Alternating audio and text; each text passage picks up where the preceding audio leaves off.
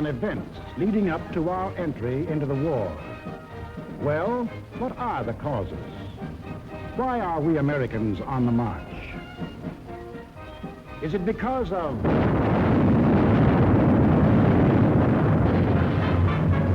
Pearl Harbor? Is that why we are fighting? Or is it because of Britain?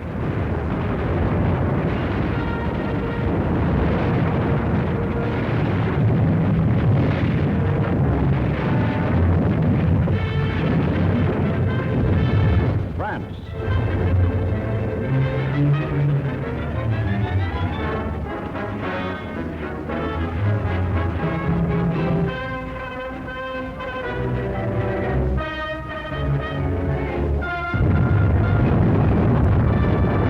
China?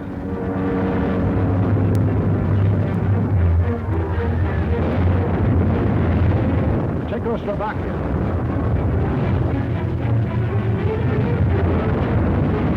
Norway?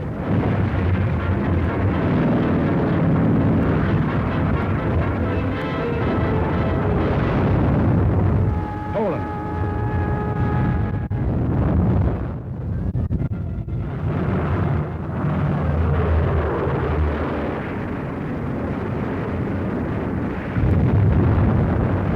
Holland? Greece?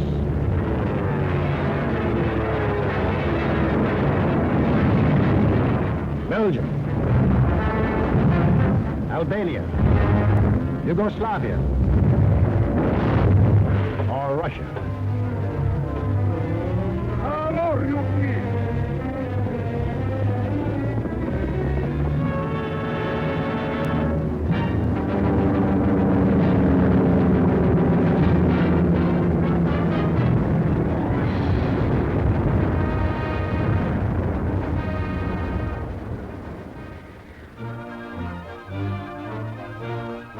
Just what was it made us change our way of living overnight?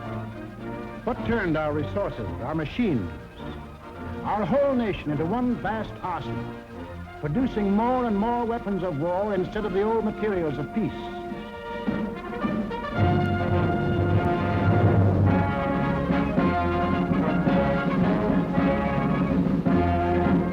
What put us into uniform, ready to engage the enemy on every continent and every ocean?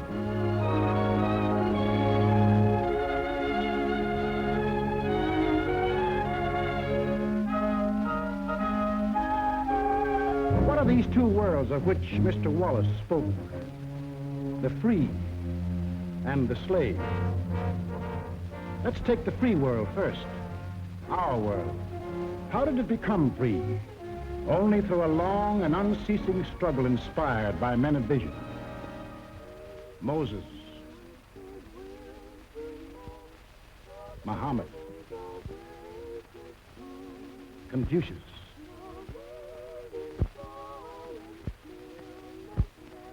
Christ. All believed that in the sight of God, all men were created equal.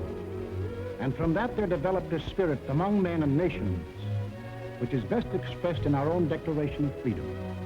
We hold these truths to be self-evident, that all men are created equal. It is the cornerstone upon which our nation was built, and the ideal of all the great liberators. Washington, Jefferson, Garibaldi, Lafayette, Kosciuszko, Bolivar, Lincoln. Lighthouses lighting up a dark and foggy world. That government of the people, by the people, for the people, shall not perish from the earth. Fighting, living, dying. For what? For freedom. That for which men have fought since time began. To be free.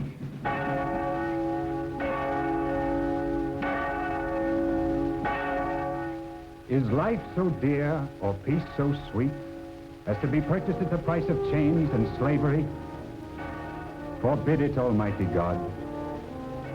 I know not what course others may take, but as for me, Give me liberty, or give me death. But what of this other world? Here, men insisted that progress lay in killing freedom. Here, they were putting out the lighthouses, one by one. Here, the march of history was reversing itself. In Italy, it began when an ambitious rabble-rouser set his followers marching on Rome. The country, like every other country after the last war, was torn by political unrest, hard times, unemployment. Two courses were available to the Italian people. They could solve their problems in a free, democratic way, or they could let someone else do the solving for them. They made the tragic mistake of choosing the second course. They put their trust and faith in this one man. They believed he represented them. Actually, he planned to betray them for the selfish interests of himself and the group back of him, just as he had earlier betrayed those who first supported him. In Germany, another and even more forceful demagogue set his followers marching from the Munich beer hall. He too had the sinister opportunity to take advantage of post-war chaos.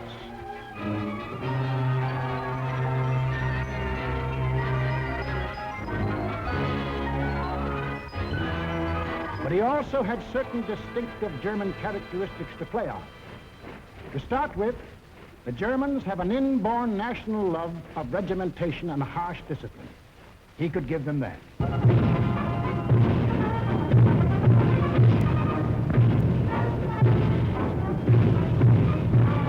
The German army, and through them the people, had never acknowledged German defeat in the last war and were anxious for revenge. That too he promised them. The wealthy and powerful industrialists were fearful of losing any of their wealth and power and were ready to back anyone who would retain it for them. He promised to take care of them too. This man cunningly played all these ends against the middle and ruthlessly set out to murder the newborn German Republic. As the will of the emperor, and to the Japanese people, the emperor is God. Taking advantage of their fanatical worship of the god emperor, it was no great trick to take away what little freedom they had ever known. Yes, in these lands, the people surrendered their liberties and threw away their human dignity.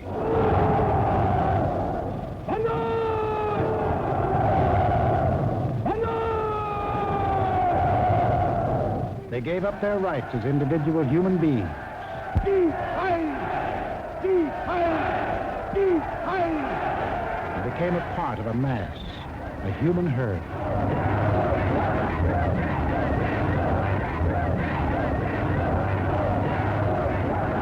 Although these countries were far apart and different in custom and in language, the same poison made them much alike.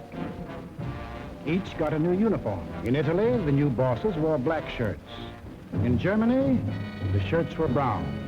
In Japan, they hid behind the uniform of the army. But really, they belonged to a sinister, secret society. Their symbol was a black dragon. The other fellows had to have a symbol, too. Germany, a swastika. In Italy, the old Roman symbol of the fascists. In Germany, they called the new order National Socialism, or Nazism. In Italy, they had a shorter word, fascism. In Japan, they had lots of names for it. The new era of enlightenment, the new order in Asia, the co-prosperity sphere. But no matter how you slice it, it was just plain old-fashioned militaristic imperialism. The Japs would get the prosperity, and the others would get the coal. They say trouble always comes in threes. Take a good close look at this trio.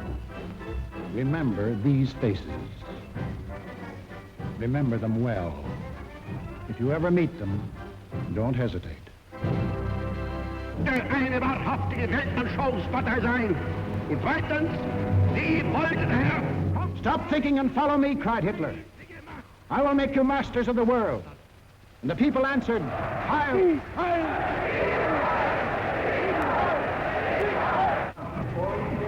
Stop thinking and believe in me, bellowed Mussolini, and I will restore the glory that was Rome.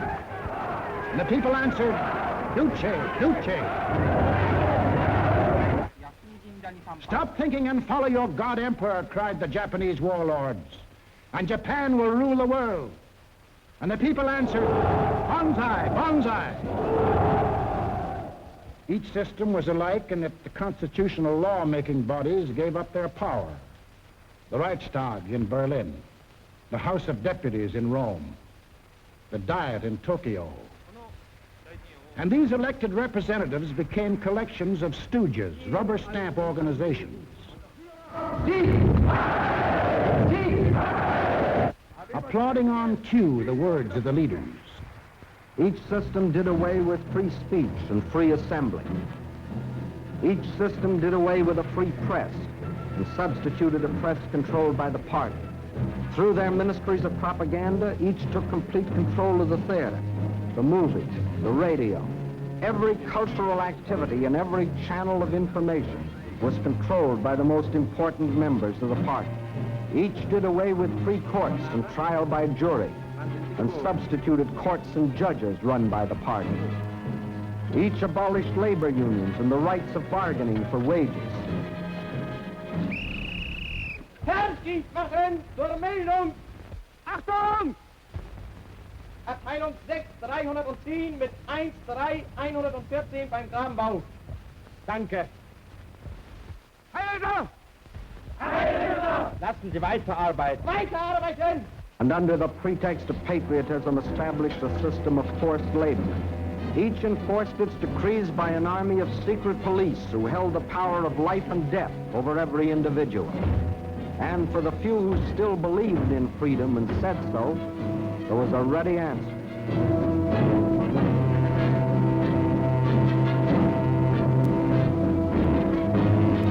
Con una mazza si può imporre silenzio ai più grandi intelletti del mondo. The greatest intellect in the world can be silenced with this. That is an exact translation of the words these black shirts cheer so lustily. Sage nur so viel, wenn ich das Wort Kultur höre, dann greife ich schon nach meinem Revolver. Whenever I hear anyone mention the word culture, the first thing I do is reach for my gun. Yes, they had the answer. The blackjack and the gun.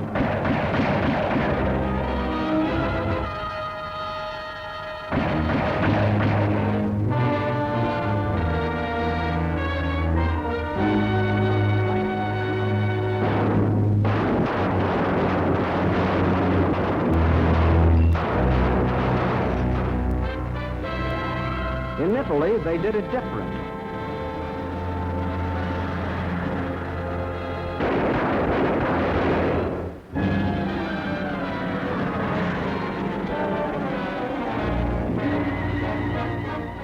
While in Japan,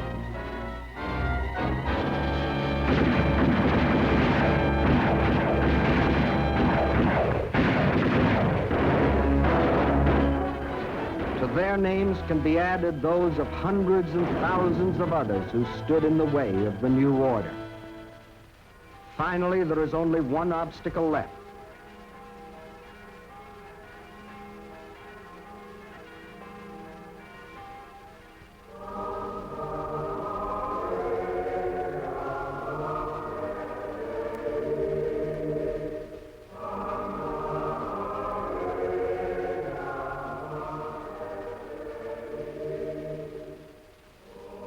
The word of God and the word of Führers cannot be reconciled.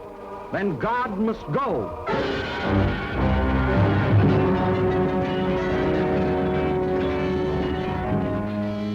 I am absolutely clear in my own mind, and I think I can speak for the Führer as well, that both the Catholic and Protestant churches must vanish from the life of our people. Thus spoke Dr. Alfred Rosenberg. And if you have any doubt that he spoke for his Führer, here's what happened.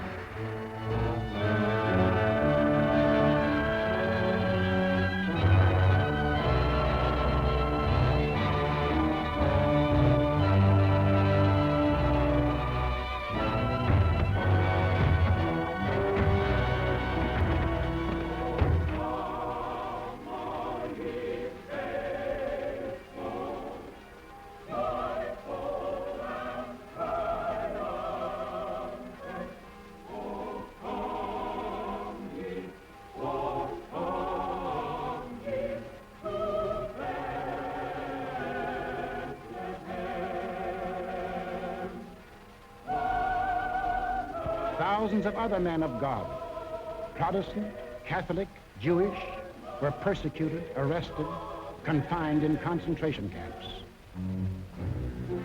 Our Führer is the intermediary between his people and the throne of God. Everything the Führer utters is religion in the highest sense. It is only on one or two exceptional points that Christ and Hitler stand comparison, for Hitler is far too big a man to be compared with one so petty.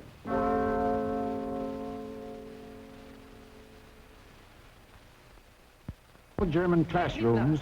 Adolf Hitler ist unser Retter, unser Held, der edelste Führer auf der ganzen Welt.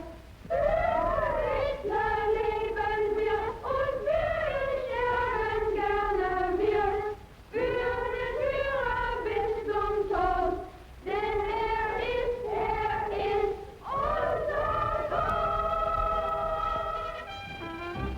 Yes, take children from the faith of their fathers and teach them the state is the only church. And the head of the state is the voice of God.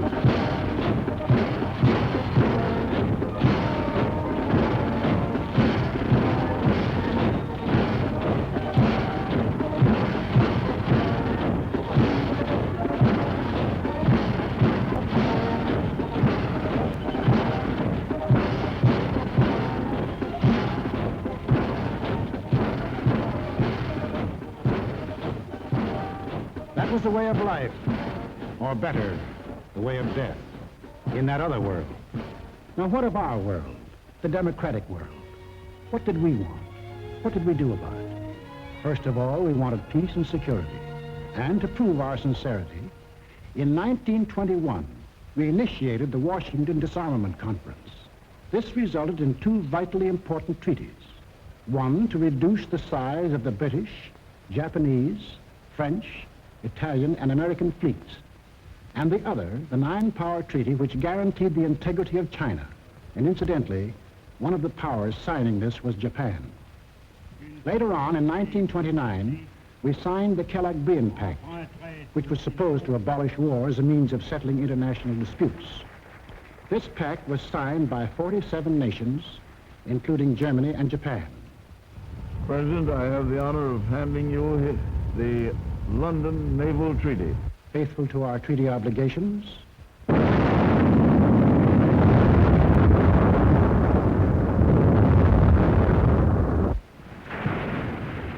we scrapped more than 60% of our naval tonnage, and our army was reduced to a standing force of 136,000 men, smaller than that maintained by the little state of Romania. We let our hopes for peace become so strong that they grew into the determination not to fight unless directly attacked. We let ourselves be influenced by those who said that we could find security through isolation. The confusion in our way of thinking is apparent in the slice of public opinion as it appeared in Pathé News in 1939.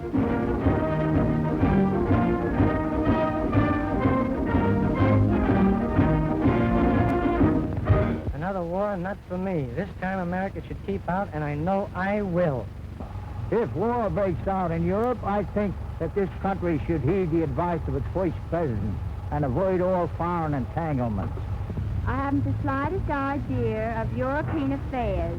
In the event of war in Europe, I think we should stay out of it entirely. And all our efforts should be made to keep out of the fight. Let Europe fight her own battles. They mean nothing to us. We should mind our own business. By all means, no. Yes, fight. No. No. Yes. If my country calls, yes. No. We simply did not want to understand that our individual and national problems were, and always will be, dependent upon the problems of the whole world. And we had individual and national problems to worry about, plenty of them, just as Germany, Italy, and Japan had. But we faced them in a democratic way. We passed laws to give working men a chance to improve their lot. We established an insurance program for those without jobs. We began to give old folks protection against want and hunger. We organized the CCC to provide our young men with healthy and useful employment.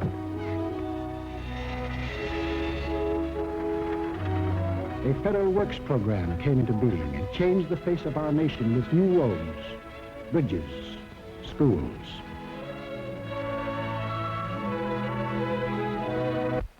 We built great new dams which brought the miracle of electricity to millions of our people. These were some of our accomplishments, but there were others not so creditable. We turned our backs on the League of Nations. We passed the Tariff Act to set a higher wall of isolation around us. We encouraged lawlessness with the farce of prohibition. But in spite of these mistakes, we never had a thought of losing our free institutions. John Q. Public still ran the country. He had his choice of voting for Dewey, Wilkie, Roosevelt, or anybody else. In Germany, they had the choice of voting for Hitler, Hitler, or Hitler.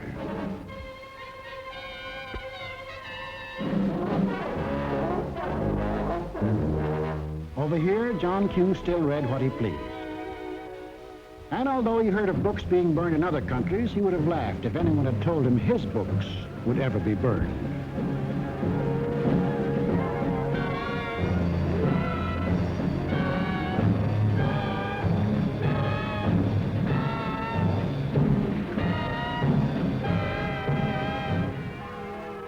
And on Sunday, if he felt like it, John Q. went to any church he pleased.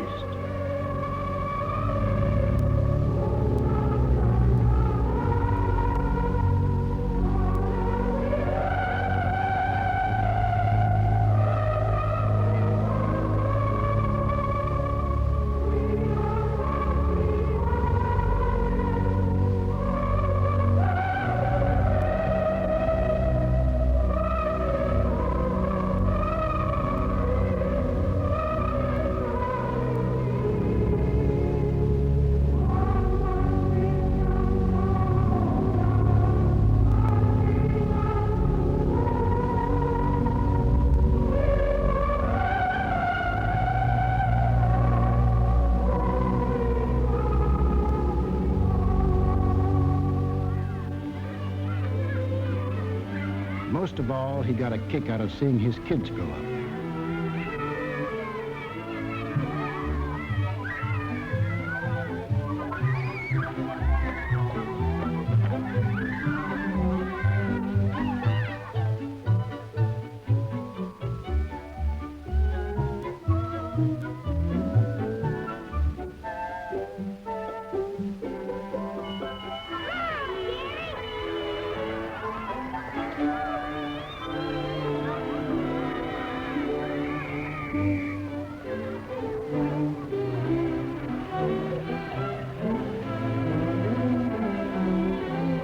The average American was quite unconscious of the fact that some people had this in mind for the little John Q.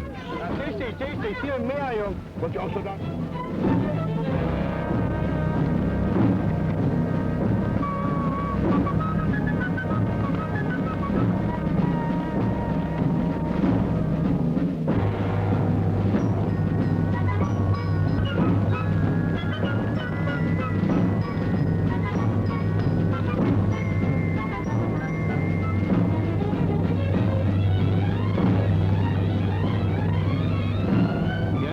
While their children were being trained to kill, John Q's kids were giving their pennies to help them have life.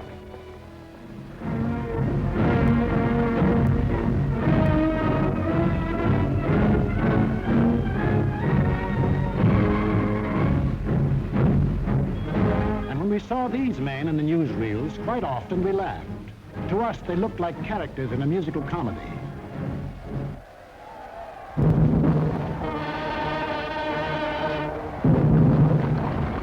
But they weren't comic. They weren't funny. They were deadly serious. They were out for world conquest. And what made it doubly serious was that there were 70 million Japanese, 45 million Italians, and 80 million Germans, all hopped up with the same idea. Deutsches Volk hilft dir selbst. Jeder soll helfen. Their leaders told them that they were supermen, Herrenvolk, the Nazis called it. The master race, destined to rule all other peoples on Earth. Take a good look at these humorless men. These were to be the rulers of the ruling race. Leben, auch ihr bürgerliches Dasein ist gesichert in diesem nationalsozialistischen Staat. Obey us blindly, and you will attain your rightful place in the world. All other people will be your slaves. That's what they promised them. That Americans, Chinese, Russian, South Americans, all free peoples would work for them and make them rich. And how they ate it up.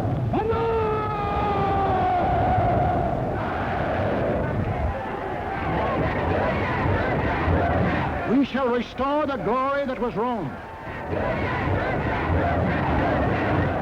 Today we rule Germany. Tomorrow the world. The Pacific is ours. It was inevitable that these countries should gang up on us. The little fellow is our pal, Kurosu, who smiled his way into our hearts in December 1941. Here he and his friends are busy carving up the world in advance, staking out their claims. Take a good look at these claims. Here was the Italy that Mussolini took over in 1922.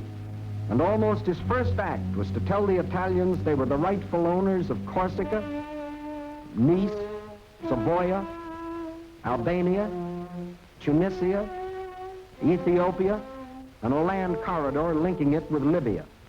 Later on, he had an even bigger dream. The old Roman Empire as it existed nearly 2,000 years ago, to dominate all the lands adjoining the Mediterranean. Mare Nostrum. Our sea, they called it, just as the ancient Romans did. As for the Japanese, they had some ambitions, too.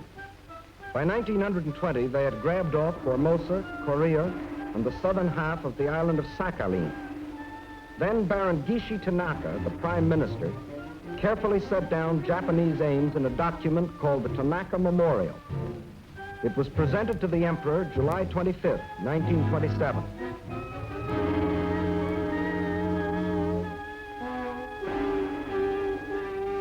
Here was their dream. Manchuria for raw materials, China for manpower, Then a triumphant march through Indochina, Siam, Burma, India, the East Indies, and on through Australia and New Zealand. And in the north, all they claimed was that part of Russia east of Lake Baikal. That was to be the new order in Asia. Then the Japs would move eastward to crush the United States and really start their co-prosperity sphere. Now take a look at the bite the Nazis reserved for themselves. Here's the Germany Hitler walked into, and here's what he wanted. First, Europe under his complete political or economic control, leaving Mussolini a share of the loot if he behaved himself.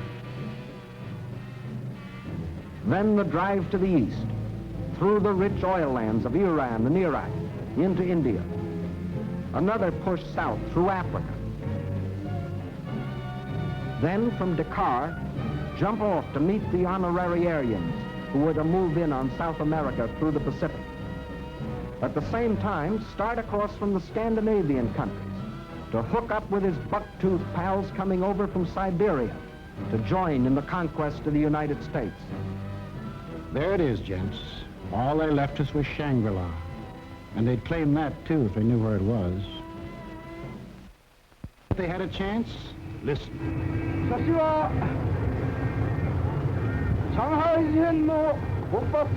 When war comes between Japan and the United States, I shall not be content merely to occupy Guam, the Philippines, Hawaii, and San Francisco. I look forward to dictating the peace to the United States in the White House at Washington. Yamamoto wrote those words on January of 1941. Yes, the conquering Jap army down Pennsylvania Avenue. That was the final goal. You will see what they did to the men and women of Nanking, Hong Kong, and Manila. Imagine the field day they'd enjoy if they'd marched through the streets of Washington. But before striking, a preliminary step was necessary. From Berlin, from Rome, from Tokyo, the campaign started. Propaganda to confuse, divide, soften up their intended victim. Put them on the defensive. Scream you're abused. Shout you're oppressed. The world's wrong, you're right. If you shriek it loud enough and often enough, they'll believe you. Above all, use their free press and their free speech to destroy them. Lebensraum, ja, Lebensraum, meine Volksgenossen. Lebensraum, they demanded. Living room. Our lands are overcrowded. But at the same time, they gave prizes to mothers who bore the most sons.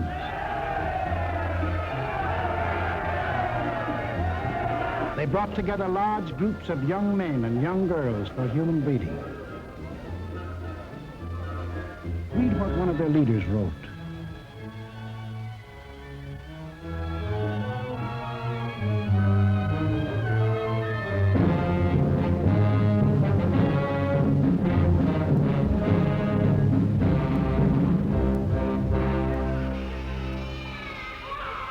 Of course, the children from this assembly line belong to the state to be scientifically trained for conquest.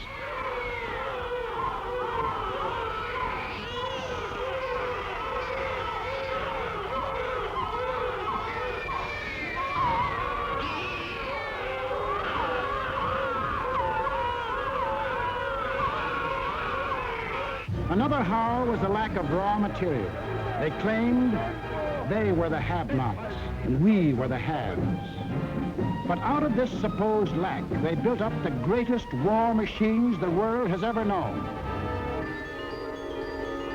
These are the published figures from the German military budget. Actually, between 1933 and 1939, Hitler's program of rearmament cost more than $80 billion.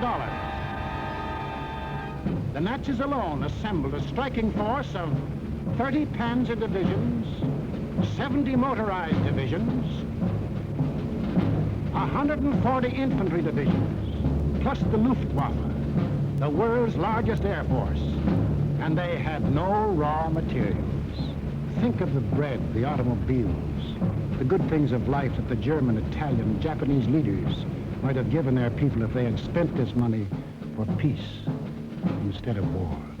You know what billions we are now spending to match their military force? No. No, these arguments were all smokescreens. When war came, the democracies proved to be the have-nots, and our enemies, the haves. And when war came, where did it come?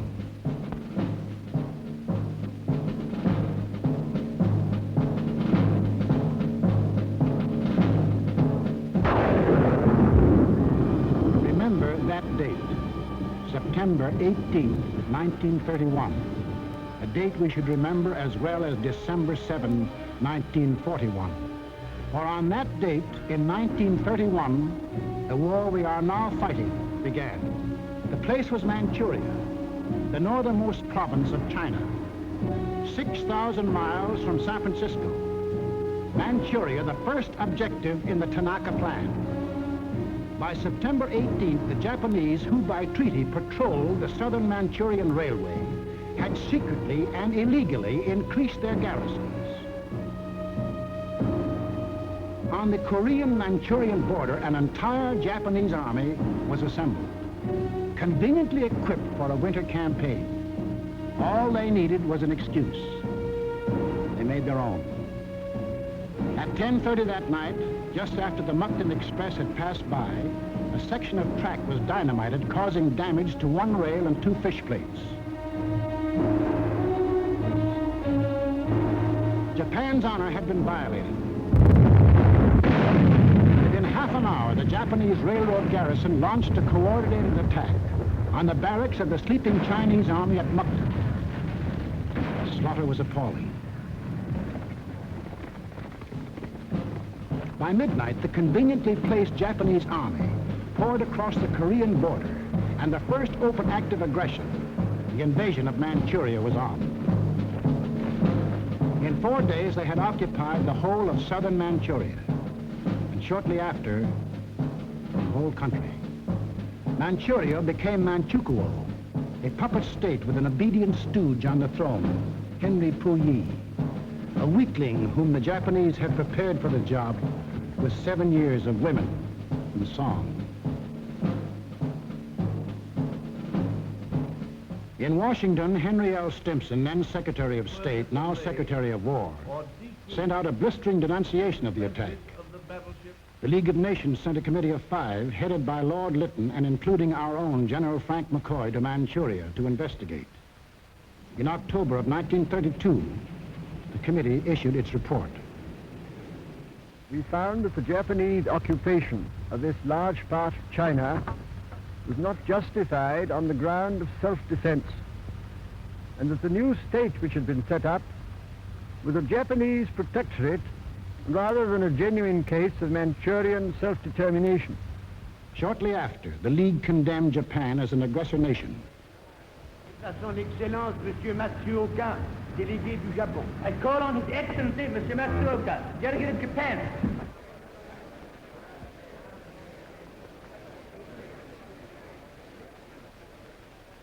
It is a matter of common knowledge that Japan's policy is fundamentally inspired by a genuine desire to guarantee peace in the Far East and to contribute to the maintenance of peace throughout the world. Japan, however, finds it impossible to accept the report adopted by the Assembly. In answer, the Japanese delegates, knowing there were no guns behind this condemnation, smiled, took up their briefcases, marched out of the League. More than Manchuria was dead. Collective security was dead. The green light had been given the aggressors. We and the rest of the world knew that these aggressors should be stopped and punished, but we were unwilling to make the necessary sacrifices to back up that opinion.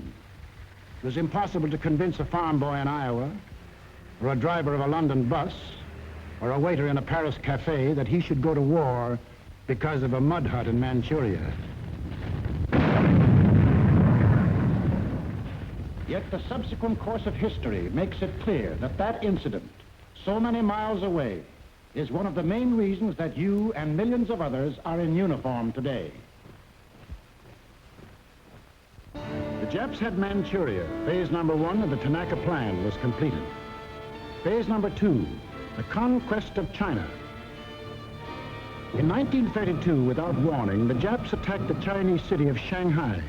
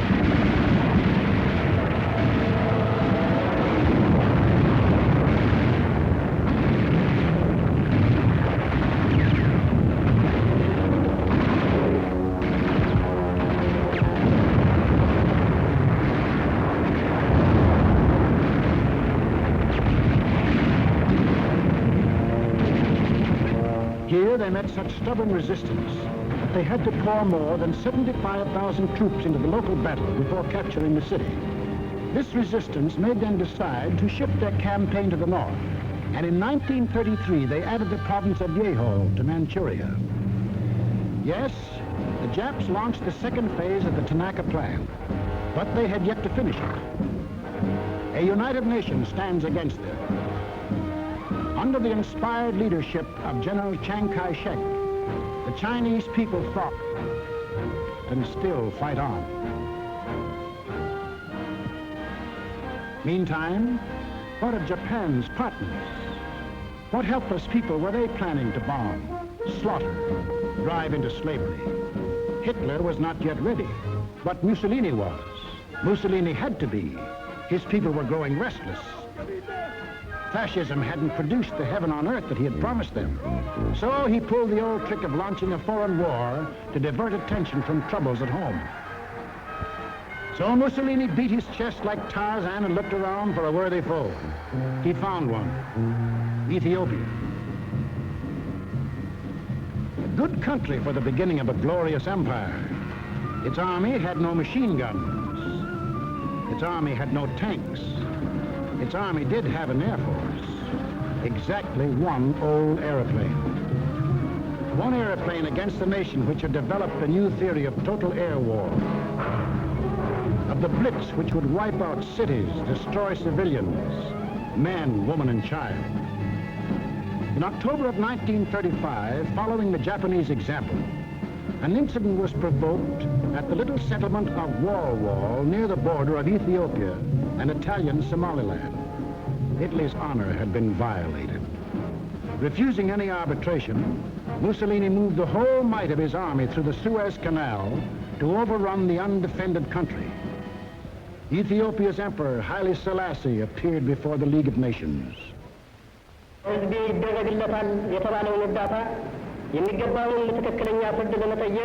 I must still fight on until my tardy allies appear, and if they never come, I say to you without bitterness, the West will perish.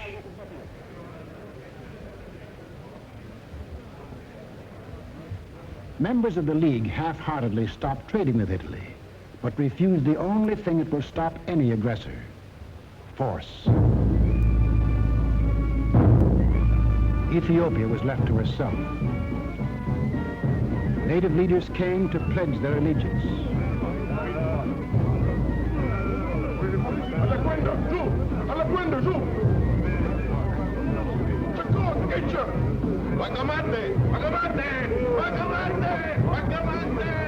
The people of Ethiopia, with their spears and bare hands, faced the guns and the tanks of the invaders, fighting desperately and gallantly to save their country from conquest.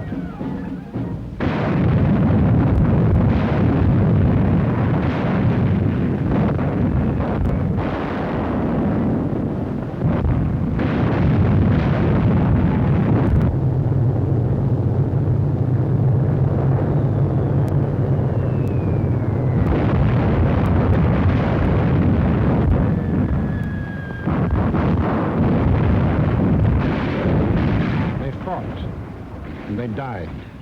But in the end, there could be but one result. Might triumphed. Italy conquered Ethiopia. Many of our elected leaders warned us of danger.